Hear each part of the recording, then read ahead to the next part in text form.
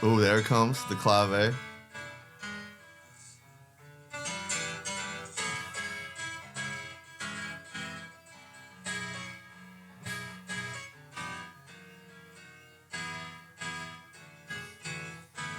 Oh,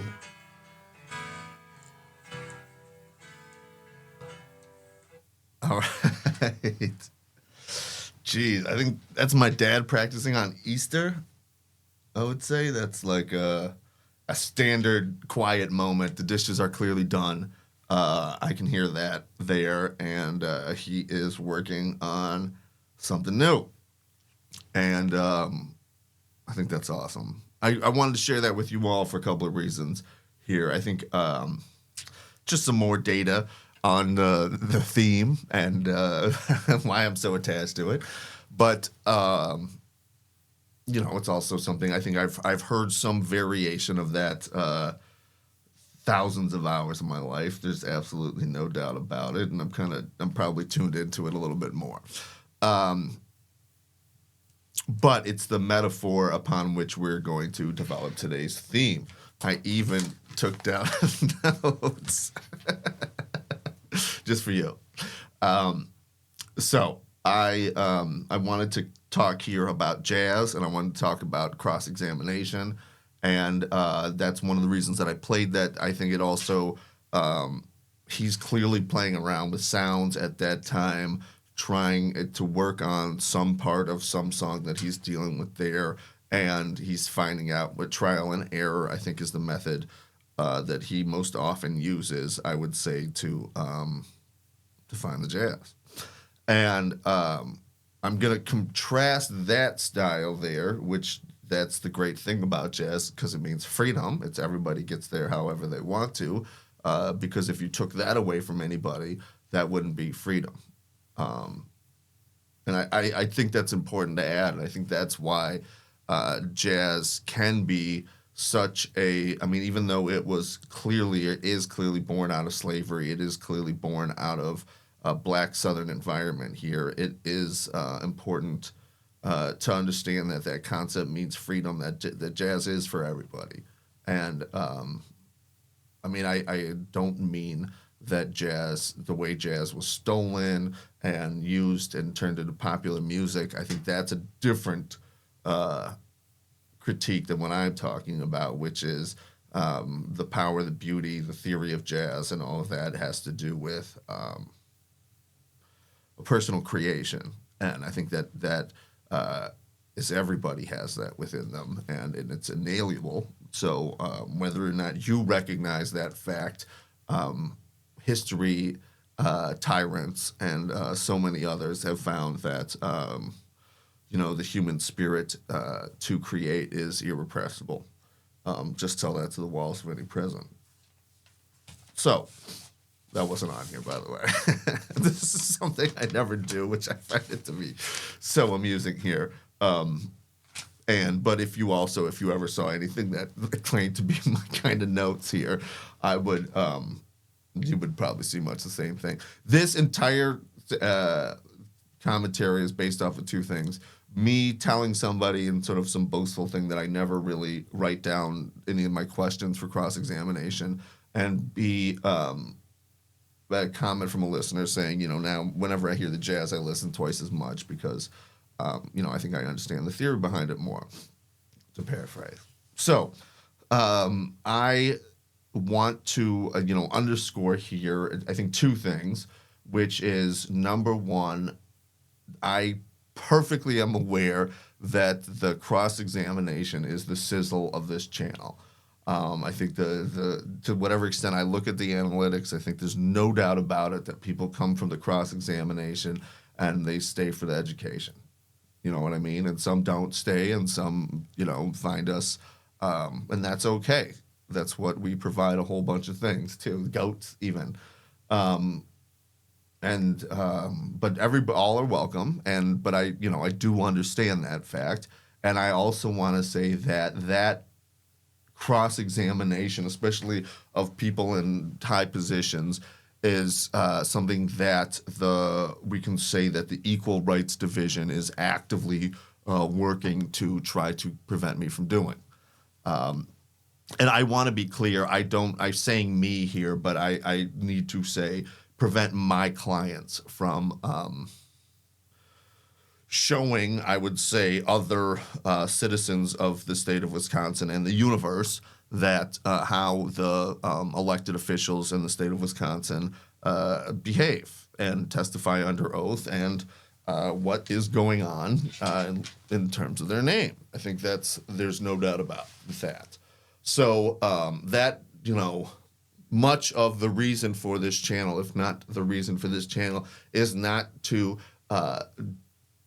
let's say, give everybody a chance to see the police chief of Amory in less than stellar circumstances. It is to go beyond what sort of the status quo norms, what is acceptable discourse in Wisconsin in terms of in terms of pushing the democratic scrutiny here, and in terms of and I want to be clear on that. I think if you look at Debbie Keither's case, we were on the air or the media, I think 5 times, 7 times, 8 times, 9 times in very rapid succession.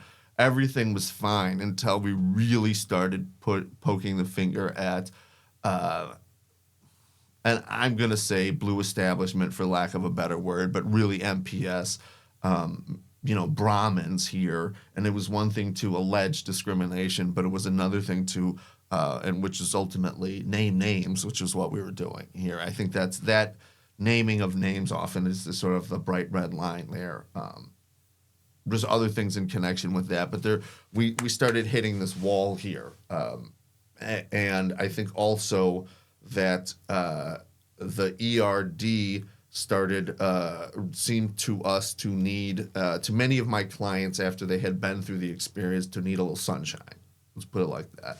I would say if you were to talk about why we created this channel, it's to advocate on behalf of clients and to give the ERD a little bit more sunshine. I would say that those are, 2 big goals here. There's very many other reasons as well, but that if we're trying to checklist off the things that we're trying to accomplish here, I would say that's in that. There is no doubt in my mind that the ERD does not wish to be on Deliberate Indifference Wisconsin, and that they have met and discussed and have now, for example, when I go into pre-hearing conferences, even though they are on Zoom, the judges refuse to show their faces, and they get extremely testy about it when you bring that up. And that's only been recently, in the last month, maybe. Extremely testy about it. And they say, well, this was noticed as a telephone. And you say, well, you're not even on the telephone. You're on Zoom, and you're just on purpose deciding to turn your camera off. And, we can't really have a fair hearing here because we don't know what you're saying or how you're saying it. It's just like a telephone call. But you've got us on Zoom, and you can see us. And that's seems to be targeted one thing. There's also been a string of decisions here that have come out that are very clear that they do not want politicians to be, the fact that they could possibly be embarrassed is grounds enough to try to prevent us from videotaping depositions. I don't think that's going to be very effective on their part. I especially think that it was triggered towards the MPS referendum. For example, this is, I think, a very good one. We had an order from an ALJ to MPS to produce Bob Peterson for deposition because of how they had walked out of the Bob Peterson deposition. They didn't do that. Instead, they filed a new motion saying Bob Peterson was no longer relevant, and the judge made us respond to that and has just sat on that, not deciding anything, and we're all waiting to know. I mean, we're basically deprived of our right here to depose Bob Peterson, even though the judge had already ordered it. So, I mean, what we have, and on a just sort of I mean, if it's not connected to the MPS referendum election last week, I would be very greatly mistaken. And the rapidity at which I mean, we filed motion after motion after motion, nothing, no response, nothing. And the rapidity at which the state of Wisconsin has gone to intercede on behalf of MPS. And let's not forget to recall that we have an email out there from the ERD giving MPS a stay in the Debbie Keither case because it was, quote, the MPS media case. And we've got that. Don't forget, we've got calls between Alice Delau and Matt White there discussing what to do. Don't forget, we've got calls between the administrator, that's Maria Seltzer's predecessor, Jesus Villa, who got promoted on, of course. We've got calls between him and Matt White about this. We've got emails that they didn't give us originally, that they gave us later when they're discussing and also discussing offline Debbie's case. And basically, we've got them talking about Debbie as if she was an adverse party to the ERD and not a complainant who has rights under the Wisconsin Fair Employment Act that they are sworn to uphold. So let's not keep that out of context there. Let's not keep out of context Stephanie Brown's decisions in Debbie Keither and Jose Garcia Joven's case, restricting our ability, demanding that Debbie Keither be deposed at the last minute, even though one rule for them and another keeping us from deposing Bob Peterson at that time, keeping us from deposing Posley at that time, but then allowing Deb Keither to be deposed under the exact same ruling. And we could just show the video again of the Garcia Joven hearing the second, in which nothing happens, and the whole thrust of what we go through the entire litany of errors by Stephanie Brown, and we beginning with keeping Dr. Holliday completely out of the case. There was just, I mean, it was the ERD has put its finger on the scale against employees of MPS consistently. And I don't think what's happened here is any different. So we are going to get into that for sure. And the only reason I got off on that tangent here is to say that's part of what the problem is. Now, to tie that back into jazz, it's part of why, it's part of what's going on behind the scenes. It's the explanation of what we're going to get into. And for sure, we're going to have a period here of me reading a bunch of boring ALJ emails, and they don't make for as great content, but I think they're going to explain to everybody exactly what's pretty plain to me is that they don't seem to actually know what laws that they're there to enforce, and that primarily their primary goal at the ERD is to protect ALJs and to protect Wisconsin politicians from their own misbehavior. And then enforcing the Wisconsin Fair Employment Act is second. It sounds a lot like MPS when you get down to it. So those are some concerning, that's, I guess a roadmap of what's to come. So, getting back to jazz there. Do you see you see what help notes are? Do you see? Mm-hmm. Okay. So, we've got the two concepts of how the jazz theory that I'm teaching you here is we're getting building blocks, which is different styles, different techniques, different ways of playing, different musical theories. We're learning all those things. just like we're learning all the laws, we're learning the rules, we're learning normative behaviors, we're learning, key questions, what to ask, what not to ask, what works with different people. Okay, we're learning all those building blocks, and then we're practicing. Those are the two concepts that we're working. That when you get to a certain point, those building blocks just become tools. And then just like the questions in a cross-examination, they're just tools for discovering the truth and to getting to the elements. And writing them down, and this is kind of what brought this up here. When Bob Peterson was ordered to be redeposed, I said, well, it's going to be significant time error. I had to prepare for the other one, and now I got to prepare all over again. And the judge is like, well, why don't you just reread your questions again?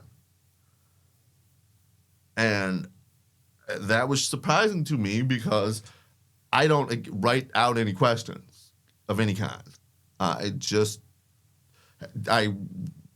read all the evidence that I think is that I need to read, and I peruse a case that tells me what the elements are, and then we ask questions designed to get to the heart of those elements.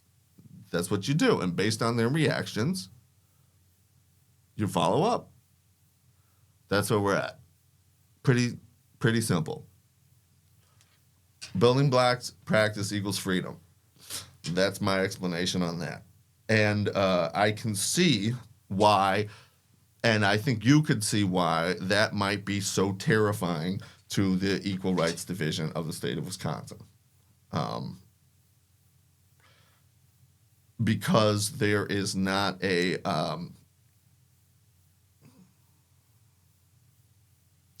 guardrails in place for them there. And I guess I want to say another thing that I think this is my new thing now. I'm going to say the quiet part out loud. I think part of what the ERD reasoning behind that is, besides if they're blue, if they're red, whatever other political things, if they think I'm going beyond, if I'm out, if I'm in, whatever that other, normative, radical, however you want to look at it. I think that they also, how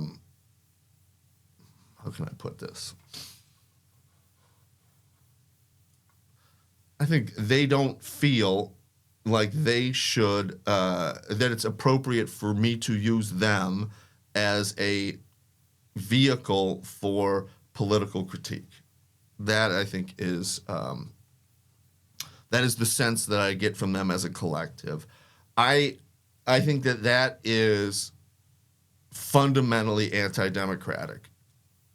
And I think that concept there, and I'm going to say it again, the concept that the Department of Workforce Development does not want its hearings to be used as tools for democratic critique. I think that that's fundamentally unacceptable. I don't think the government has the right to prevent that from happening. And whether they say it out loud or not, I think that is precisely the attitude that they're exhibiting and precisely what the problem is. Because whether or not you are using the hearings there to critique the government, and I'm talking about both the ERD and the respondents, is completely immaterial to whether or not you've got rights under the Wisconsin Fair Employment Act. And to put that another way, it's completely improper for hearing examiners to retaliate against people for exposing their behavior. Or to put it another way, government employees need to have a thick enough skin for critique of their actions, or they need to find a job that's not in public employment. That's America. And has been since at least the 60s. when we got rid of libel laws that allowed public officials to sue private people for disparaging them. That's what happened. Why? Because to allow that is to allow the government to criminalize dissent. And assuming that my critique of the ERD is right, the fact that they are not self-aware of what that they are criminalizing dissent and how anti-constitutional that is, anti-democratic, anti-republican, I think is even more of a problem than them doing it in the first place, just barely.